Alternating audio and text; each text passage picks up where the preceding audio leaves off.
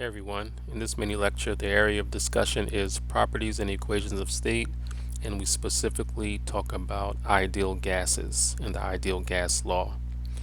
So an ideal gas is one where it's assumed that there are no interactions between molecules or atoms inside of that system that's in the gas phase. Um, Outside of systems consisting of only a single molecule, such a substance does not exist because molecules in any real system will always be colliding and intermolecular forces will always exist.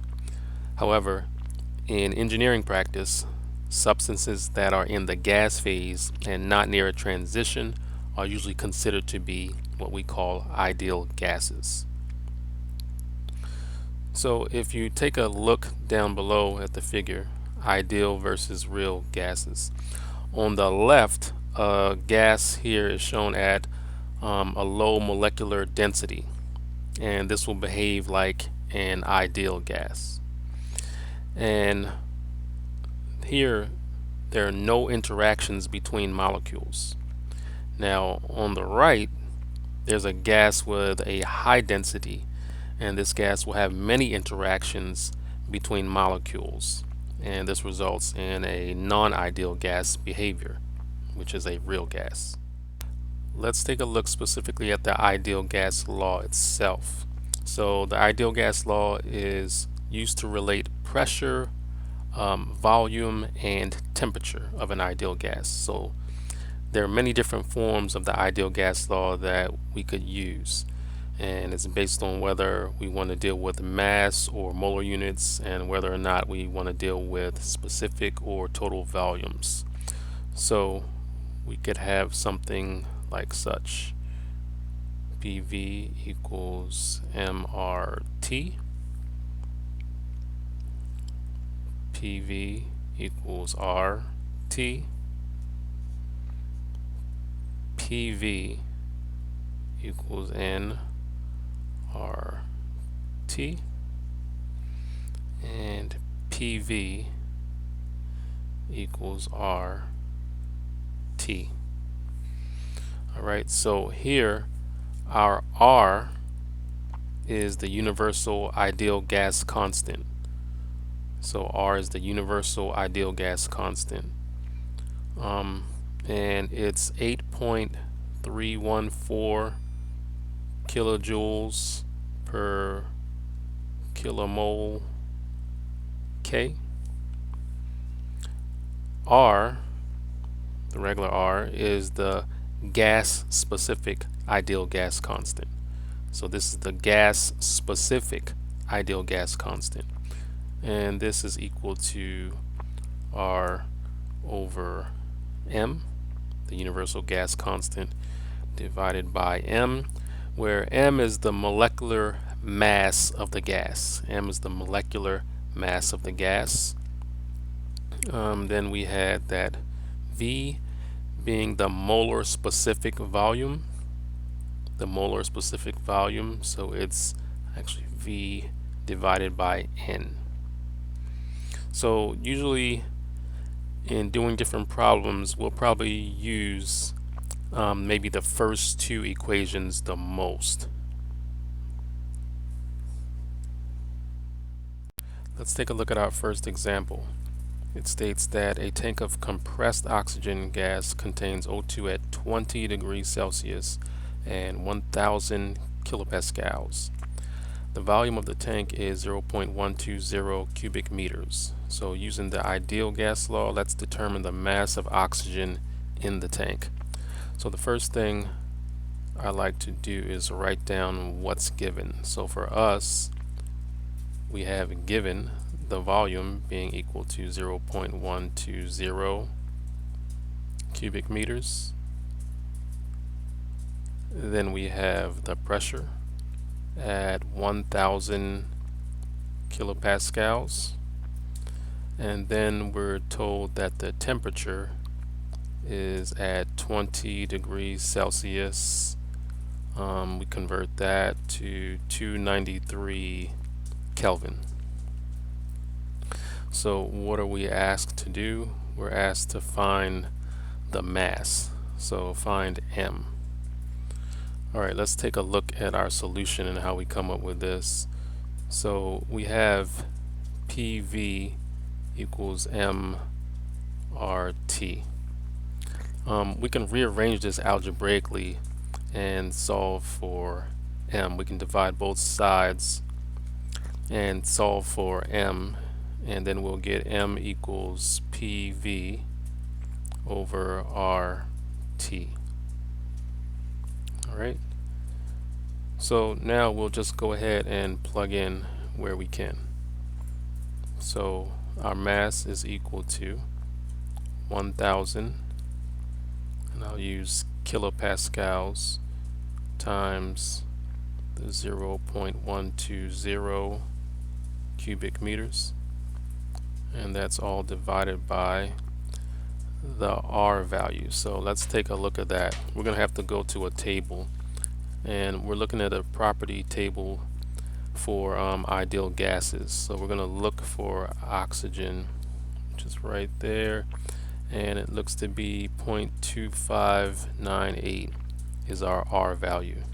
That's that gas constant, 0.2598. So we insert that in, 0.2598, and that's kilojoules per kilogram K, and then 293 Kelvin is our temperature. So it's just a matter of crunching the numbers at that point and then getting 1.58 kilograms. So key here is to remember to use absolute temperatures when using the ideal gas law, because we're multiplying or dividing by a temperature. Use of a relative temperature scale in these mathematical operations will give you errors in your results. Also, if you don't see how the units cancel, you should make sure and go ahead and expand the kilopascals to kilonewtons per meter squared, and also maybe you can expand the kilojoules into kilonewtons meters, and it'll work out for you if you can better see that. The ideal gas law can be also written on a rate basis, so that the volumetric flow rate, we'll call V dot, can be related to the mass flow rate, we'll call it M dot, or the molar flow rate, and we'll call that N dot. Alright, with that being said, let's take a look at the next example. It says that 3.5 kilograms per second of air at 100 kilopascals and 25 degrees Celsius is to be inducted into an air compressor. The air will exit the compressor at 800 kilopascals and 300 degrees Celsius with the same mass flow rate. So using the ideal gas law, let's determine the volumetric flow rates at the entrance and the exit of the compressor. So I'm just going to draw a quick picture representation, something that looks something like this, I suppose. We'll have the in right there, and then there's the out. Alright, so now I'm going to write down what's given, because I always like to state that before I go to solve. We'll have M dot is equal to 3.5 kilograms per second. T sub n is 25 degrees Celsius, and we make that 298 Kelvin. P sub n is 100 kilopascals. And let's see, what else do we have? P sub out looked to be 800 kilopascals. The next thing we had was T sub out, and that's 300 degrees Celsius. which becomes 573 Kelvin. All right, so what are we asked to do? We're asked to find V sub in and V sub out. All right, so let's take a look at that and come up with a solution. All right, so we'll treat the air as an ideal gas and use the ideal gas law to find the requested volumetric flow rates. So we'll use the equation that V dot equals m dot RT over P. So the mass flow rate is very similar at the entrance and the exit of this compressor, and it's typically seen in devices like that. So we want to say also that the volumetric flow rate will change as the density of the gas changes. All right, so again, you would have to go and get your R value. So our R value is 0.287, and that's kilojoules per kilograms K, and this is for air.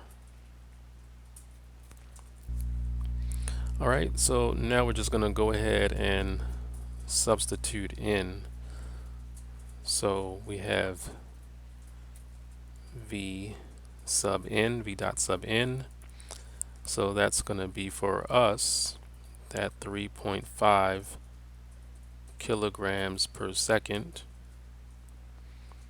and that's times 0.287 kilojoules over kilograms K, and that's times 298 Kelvin. All right, and that's all divided by 100 kilopascals. All right, now at this point it's just crunching some numbers, and then you'll get about 2.99 cubic meters per second. All right, so we've done V dot in. Now we need to do V dot out. So again, plugging in. So we have 3.5 kilograms per second, and this is times the 0.287 kilojoules per kilograms K, and this is times the 573 Kelvin. And this time we're dividing by P out, which was 800 kilopascals. And then you just crunch some numbers using your trusty calculator. You get 0.719 cubic meters per second. All right, so we just need to keep in mind that the volumetric flow rate often will change during an open system process, but the mass flow rate often stays constant. All right. Although the outlet volumetric flow rate is considerably smaller than the inlet volumetric flow rate, in practice the air is often cooled before leaving the compressor, and this results in an even smaller volumetric flow rate.